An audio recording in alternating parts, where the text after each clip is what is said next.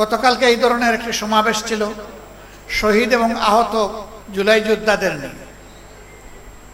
আমি সেখানে বলেছিলাম, মাথা থেকে পায়ের পাতা পর্যন্ত ঘুণ পুকে ধরেছে এবং সরিষার মধ্যে ভূত আছে, অতএব ভূত তাড়াতে পারবে না এই সরকার। ধন্যবাদ জানাই তাদের দলীয় একজন সিনিয়র নেতা কালকে বলেছেন যে আমরা হতাশ, 5 মাসের এই সরকারের সময় দুর্নীতি বন্ধ করা যায়নি, বরঞ্চ দুর্নীতি বৃদ্ধি পেয়েছে। তিনি বলেছেন, এটা আমার কথা না। তার বাসায় সবাই দুর্নীতিতে লিপ্ত, একজন ছাড়া তিনি তারেক রহমান সাহেব। আমি বুঝলাম না, তারেক রহমান সাহেব প্রধানমন্ত্রী, তিনি চান না, অথচ দুর্নীতি সবাই করে, এটা কিভাবে হলো? আমরা দেখি তার ইশারায় সব কিছু চলে, তাহলে তার ইশারায় এটা বন্ধ হয় না কেন?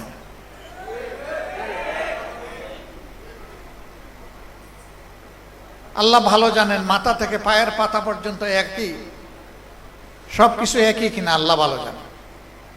আমরা দেখতে পাচ্ছি একই। ব্যর্থতার দায় যখন স্বীকার করলেন, তখন কি এই সরকারের আর ক্ষমতায় থাকার কোনো নৈতিকতা থাকে? নৈতিক দিক থেকে সরকার তার অধিকার হারিয়েছে দেশকে পরিচালনা করা। তিনি তো প্রেসের সামনে খোলামেলা বলেছেন, তো এটা তো গোপন কোনো কথা না। এটি হচ্ছে এই সরকারের আমলের বাস্তব চিত্র। ফেডারেশনের 12 দফা দাবি আমি দেখলাম এক এক করে, এবং এইখানে তার কিছু ফেস্টুনও টানানো আছে। এই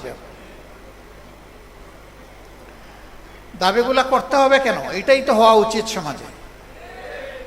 করতে হচ্ছে এই কারণে যে সমাজে ন্যায্য অধিকারটা প্রতিষ্ঠিত হয়তো নাই, বরঞ্চ অধিকার নিয়ে কাড়াকাড়ি হচ্ছে।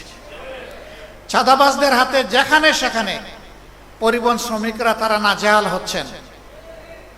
চাঁদা দিতে অস্বীকার করলেই তাদের উপর বিপদ নেমে আসছে, তাদেরকে মারধর করা হচ্ছে, আহত করা হচ্ছে, গাড়ি ভেঙে দেওয়া হচ্ছে। কারা করছে? সরকারি দলের লোকেরা করছে, এটা পরিষ্কার। আমরা আপনাদের দাবির সাথে সম্পূর্ণ একমত, এবং আমরা পরিষ্কারভাবে বলতে চাই, এই বাংলাদেশ থেকে ইনশাআল্লাহ ভূত তাড়ানো হবে। রক্ত তো সবাই মিলেই দিয়েছি। আমরা জুলাই এই অর্জনকে নিজেদের দলীয় অর্জন হিসাবে কখনো দাবি করি না এবং করব না। এই অর্জন 18 কোটি মানুষের অর্জন। ব্যক্তি হোক, দল হোক, গোষ্ঠী হোক, এইটা কারো একার নয়। 10 মাসের যে সন্তানকে মা কুলে নিয়ে রাস্তায় নেমে এসেছিলেন, ওই সন্তানের দাবি কি ছিল? ওই সন্তানের দাবি তার মায়ের মুখ দিয়ে বের হয়ে এসেছিল যে আমার সন্তান আগামীতে একটা বৈষম্যহীন বাংলাদেশ দেখতে চায়। অতএব এটা কোনো গোষ্ঠীর আন্দোলন ছিল না, 18 কোটি মানুষের আন্দোলন ছিল। অনেকে বলেছেন আমাদের দলের এতজন শহীদ হয়েছে। আমরা বলি যে শহীদরা কোনো দলীয় সম্পত্তি নয়, শহীদরা জাতির সম্পদ। একবারের জন্য জামাতে ইসলামী বলে নাই যে আমাদের এতজন শহীদ হয়েছে। আমরা প্রতিজন শহীদকে সম্মান করি এবং জাতির সম্পদ হিসাবে তারা সবাই আমাদেরও সম্পদ। আহত পঙ্গু যারা হয়েছেন তারা এখনো কষ্টে কাতরাচ্ছেন। বুলেট পিলেট শরীরে নিয়ে তারা রাতে ঘুমাতে পারে না, কাজকর্ম করতে পারে না, অকেজো হয়ে পড়েছে। তাদেরকে যেভাবে স্বীকৃতি এবং সম্মান দেখানো উচিত সেটা দেখানো হচ্ছে না। আমরা পরিষ্কারভাবে দাবি জানাই, অবশ্যই জুলাইয়ের শহীদ এবং জুলাই যোদ্ধাদেরকে তাদের প্রাপ্য সম্মান দিতে হবে। যদি তাদেরকে তাদের প্রাপ্য সম্মান দেওয়া হয়, তাহলে মায়েদের গর্ভে আরো বেশি বেশি করে বীর জন্ম নেবে ইনশাআল্লাহ। আমরা কোনো আধিপত্যবাদের কাছে মাথা নত করব না। অনেকে আমাদেরকে পার্টি নন গ্রাটা, মানে তাদের দেশে এই পার্টিকে তারা বরণ করবে না বলে ঘোষণা দিয়েছে। আমরা এগুলা কেয়ার করি না। বাংলাদেশের লাভ ক্ষতি হচ্ছে আমাদের লাভ ক্ষতি। এই বাংলাদেশ নিয়েই বাঁচতে চাই, এই বাংলাদেশের জনগণের জন্য লড়াই করতে চাই, এই বাংলাদেশের জনগণের হাতে হাতে তাদের অধিকার তুলে দিতে চাই। এর আগ পর্যন্ত আমরা থামবো না ইনশাআল্লাহ। সম্মানিত ভাইয়েরা, আপনারা সব জায়গায় রুখে দাঁড়ান। আপনি রুখে দাঁড়াইলেই আপনি বাংলাদেশ, আপনি মাথা নত করলেই একদম সর্বনাশ। এই হারা যাবে না, জিততে হবে ইনশাআল্লাহ। অশুভ শক্তির বিরুদ্ধে বুক টান করে লড়েই জিতবো ইনশাআল্লাহ।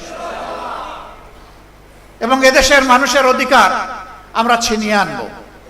ধানাই পানাই করা হচ্ছে গণভোটের রায় নিয়ে, আমাদের স্পষ্ট কথা, এই রায় মানতে হবে। 70% জনগণ রায় দিয়েছে। যদি গণতন্ত্রে বিশ্বাস করেন এবং নিজেদেরকে গণতন্ত্রের দল এবং সরকার মনে করেন, তাহলে 70% মানুষের রায় অবশ্যই মানতে হবে। এই রায় অস্বীকার করার মানে হচ্ছে জনগণকে অপমান করা। জনগণের অপমান আমরা বরদাস্ত করব না। আমরা কথা দিয়েছি লড়ে যাব ইনশাআল্লাহ। আমরা কথা দিয়েছি বিজয়ী হব আল্লাহর সাহায্যে বিইজনিল্লাহ। আল্লাহ সবসময় ন্যায় এবং হকের পক্ষে থাকেন, মজলুমের পক্ষে থাকেন।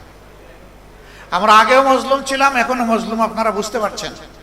আমাদের বিরুদ্ধে হাজার ষড়যন্ত্র হচ্ছে। মহান আল্লাহ আমাদের জন্য যথেষ্ট। হাসবুনাল্লাহু নি'মাল ওয়াকিল, নি'মাল মাওলা ওয়া নি'মান নাসির। আমরা আল্লাহর পর চূড়ান্ত ভরসা রাখি, আল্লাহর সাহায্য চাই এবং আল্লাহর জন্য মরতেও চাই, জীবন দিতে চাই। আল্লাহর হুকুমে এই মানবতার জন্য আমরা জীবন দিতে চাই। এই জীবন দেওয়াকে গৌরবের মনে করব যদি মানুষের অধিকারের জন্য লড়াই করে আল্লাহ তাআলা আমাদেরকে কবুল করে।